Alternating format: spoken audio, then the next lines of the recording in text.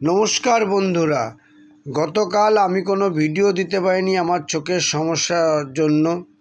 তবে এই চ্যানেলটা আপনাদেরই, আপনারা লাইক করুন, শেয়ার করুন বিভিন্ন রকম ঘরগৃহস্থের টিপস পেতে।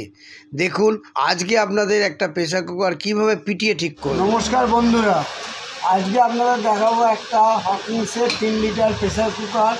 দেখুন হাঁড়ির মতন হয়ে গেছে, হাওয়া সিটি পড়ছে না, হ্যাঁ, এইখান দিয়ে সমস্ত বেরিয়ে যাচ্ছে।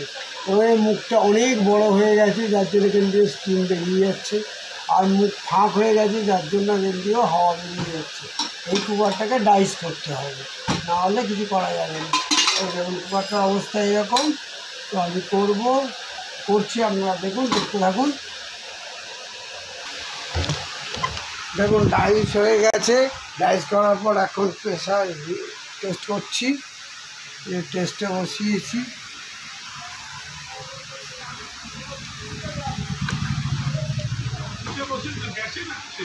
গ্যাসে